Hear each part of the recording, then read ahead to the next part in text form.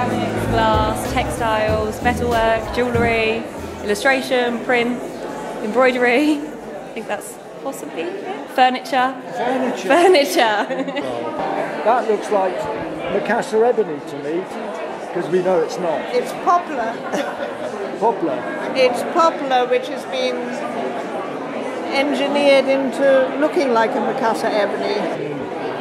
But what I like about it is combining it with conventional veneers. Yes. Basically, so.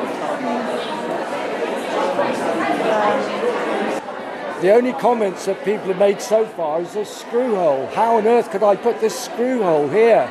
But in fact, it's where the strap goes when I play the guitar. And I had to kind of find some anchorage point. But at any rate, this guitar is a real celebration of several materials. We've got Balkan spruce for the top, very close grained. I've got 400-year-old black walnut for the neck, which I've laminated up in 4mm thick strips. I've got black walnut on the back. The profile of the guitar, the main body, is made of Brazilian pine plywood. Sounds really kind of football-y and exotic. But is regarded as a cheap plywood. It's not my opinion. It's a fabulous material. But the secret to the sound of the guitar is the sophisticated electronic system, MIDI system, which has got graphite pickups individually on each string, and it picks up the vibration from the nylon strings and translates that through to a guitar synthesizer, and translates that into sounds like grand piano, electric organ, saxophone, flute.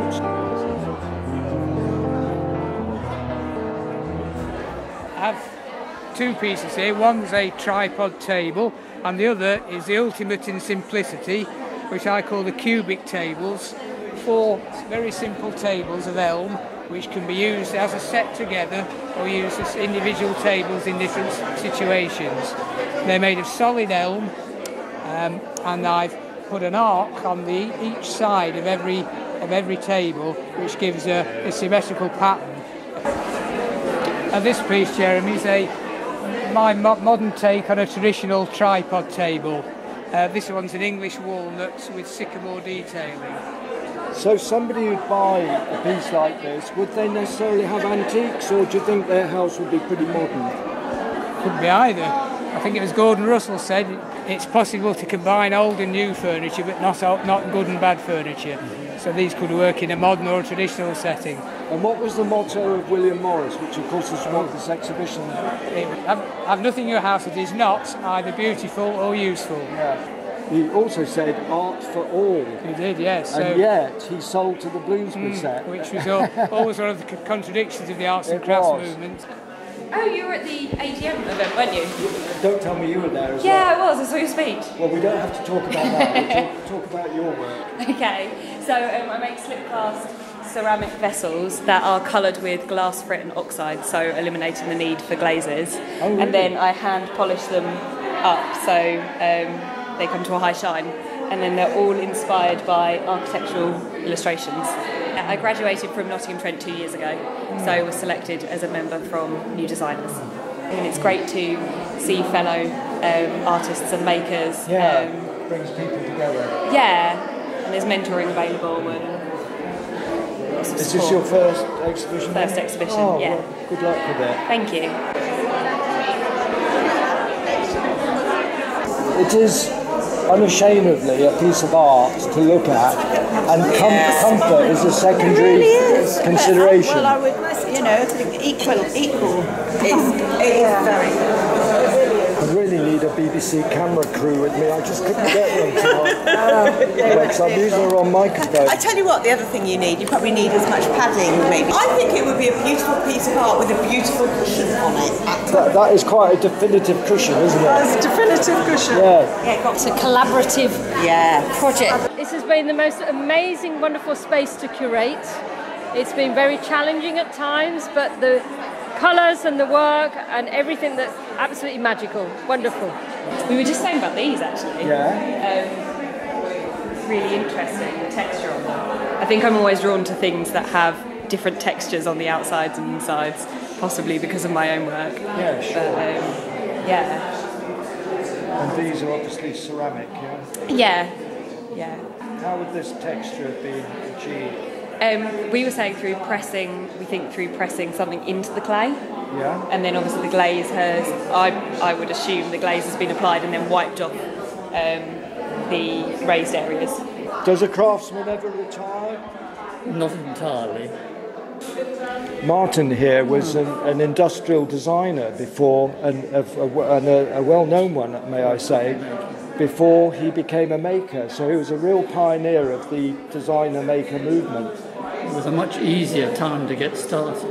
Yes. There were only about 12, 15 others. Mid-70s. Mid-70s, yeah. And House and Garden regularly sort of wanted to know what we were up to, and would do a page of designer makers. Now none of that happens. It's very nice. What do you like very here? interesting. That's too hard to answer. I like everything. What grabs you about that one? Maybe the different textures, the colour, the swirly patterns. What do you like the most apart from your work? I do like some of the, like that wall hanging there, I do like that. If I had this space, this long thin one.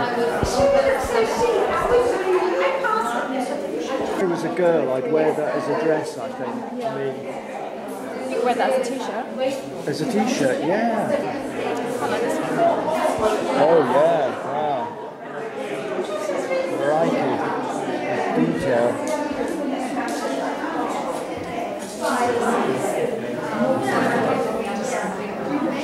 What's that, paper?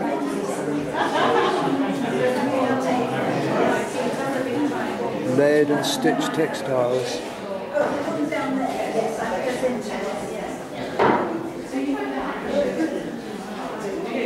You like the exhibition, Candy? Yeah, everything. And the lady with the butterflies is beautiful. Are you see that lady? What he making with butterflies? Yes. Oh, you've done a great job, Broun. Thank you, Jeremy. Thank you. Yes. It really is great work. I mean, it's staggering, really, the hours and the skill that have gone into it all. I know. I mean, all the different disciplines and all the different techniques, Yes. the different colours and everything, it all comes together in the end. And the best thing is that everybody's a designer maker. Yes. It's that making process that actually fulfills everybody. How can a designer, if they don't touch the work, understand the materiality of what they're using? And they don't. They don't. And this is so important to our culture, and it worries me a little bit that it's not being handed down in our schools. Children in schools, from a young age, they are not doing that creative process. They're not being allowed to play and make and actually get that kind of sense of satisfaction from making something. Yeah. You were saying about kids today. Yeah, I think they're worried about what their future is going to be, and they think they have to make a decision at 17 or 18 that they're going to be something. Were you worried when you were 17? I was totally unaware of what I was going to be.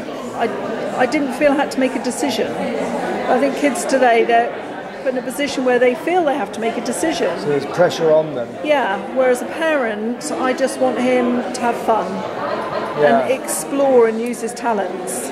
Whether it's a musical talent, whether it's an engineering talent, whether it's a bit of both. Yeah. Follow your passion.